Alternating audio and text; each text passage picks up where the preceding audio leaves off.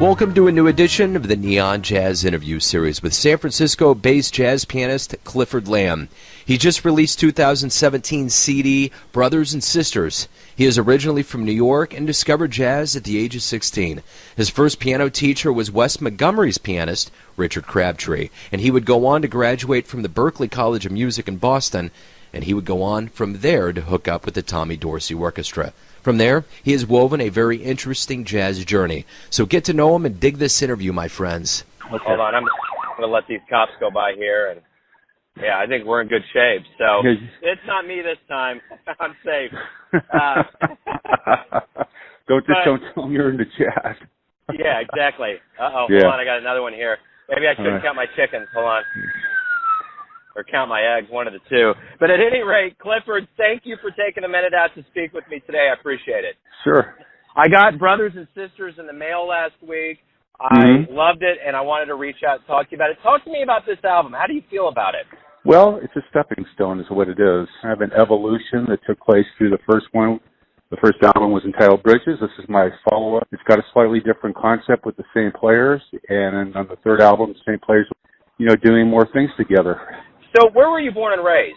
Born in New York City, son of he's a journalist, so we did a lot of traveling, and I ended up in Mill Valley at the age of about 9. That's over in California, raised over in that area. So I went off to school back when I went to the Berklee College of Music. You did start playing classical piano at 5. You discovered jazz at 16.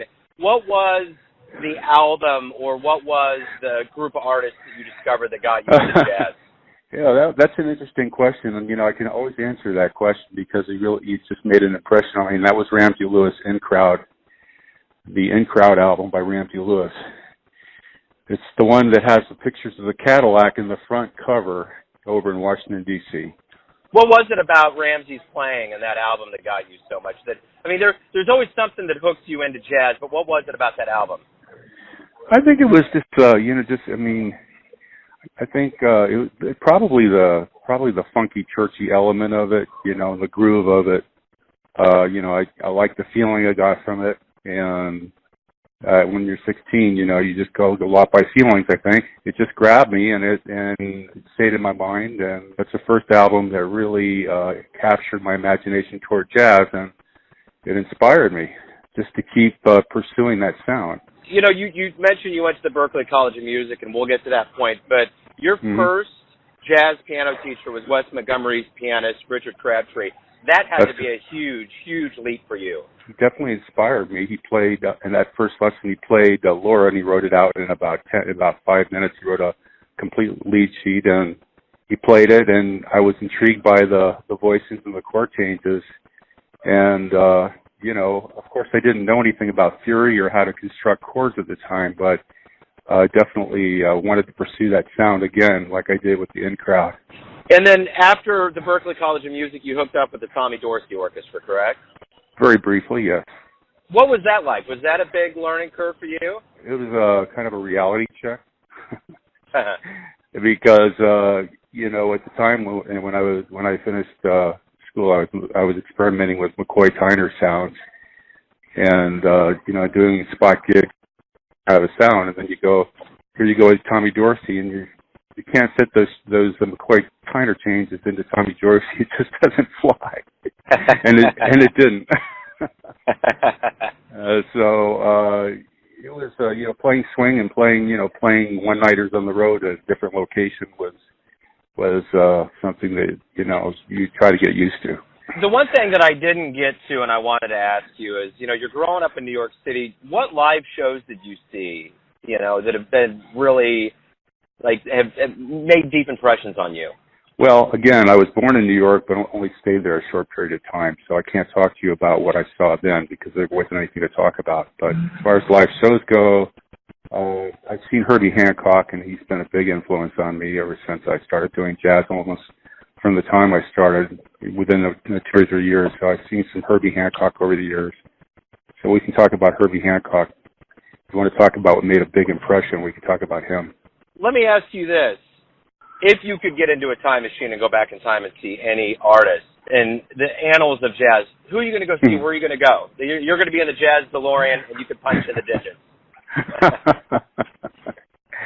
Okay, just don't call me Michael J. Fox, okay? That's right. That's right. Yeah, probably RKO would be my choice to go hear him.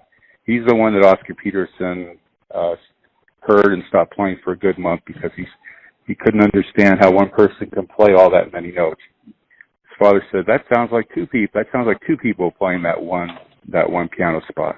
So let me ask you a generic question. Why do you love jazz? Well, I like all music, actually. I mean, I've played all music over the years, but the reason I like jazz is that I think it's probably the ultimate form of expression because you're playing what you're feeling, and it's simple yet complex. It's simple because you're accessing something that has to do with something that's internal. The opportunity to do that, I think, is a lot of freedom. So that kind of freedom, I think, is very important for our culture.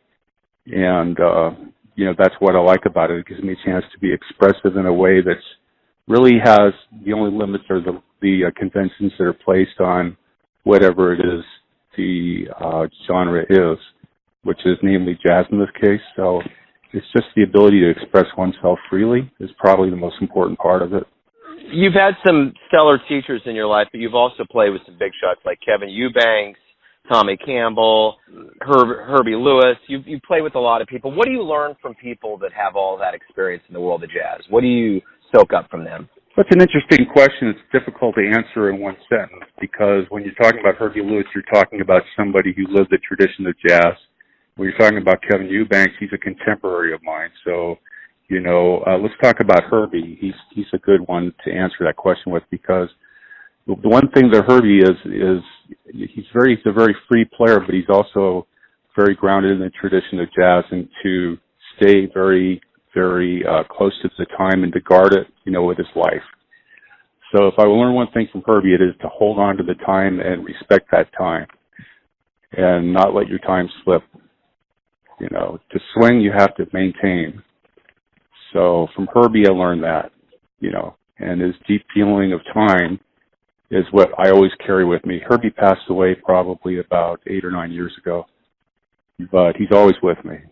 You've been at this for a little while. What do you see your future as? You have a new album that came out. You stay relatively busy in the world of jazz. What do you want your future to be? How do you want things to pan out? Say in 10 years we talk again.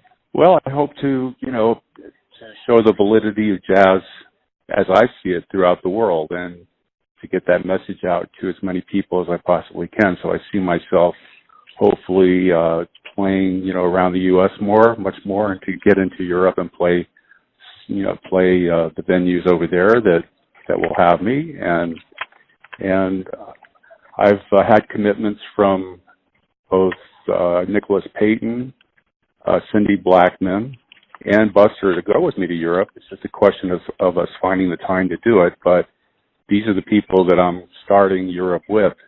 So I'm just hoping to take that as far as I can. So let me ask you this. Everything is going to come down to this question. Everybody has a version of who you are, your family, your friends, those that buy your music and you play live for. But when you wake up and face today, who do you think you are? I'm everything that comprises my being is who I am.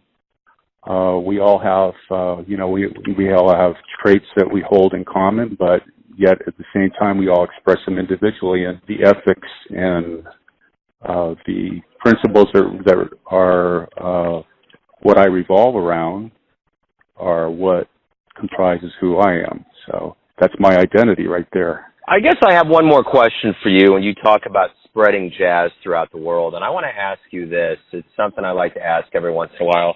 In 2017, how healthy of an organism is jazz in your eyes?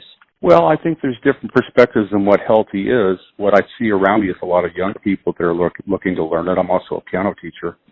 And, I see the people that are trying to take with me and what they're looking to learn, and the people that I see around me. There's a great deal of interest in jazz just here, even though it's commercially seen as not viable anymore and seen as a very low percentage. I just because jazz is a form of free expression in the blues, I don't think jazz will ever really go away, unless music's outlawed. I see it as always having a presence regardless of what the statistics say. I think that jazz will always be here. I absolutely agree. Clifford, that's a great way to wrap everything up. Thank you for taking a minute out. Hopefully you got a little bit of a breather in the workout and gives you a little bit more vigor. Okay, Joe, thanks for having me. It was a pleasure. Thanks for listening and tuning in to yet another Neon Jazz interview, where we give you a bit of insight into the finest players in San Francisco, Chicago, Kansas City, and spots all over the world, giving fans all that jazz. And thanks to Clifford for his music, his honesty, and his time. If you want to hear more interviews, go to Famous Interviews with Joe Domino on the iTunes Store. Visit neonjazz at youtube.com. And for everything Neon Jazz, go to the neonjazz.blogspot.com. Until next time, enjoy the music, my friends.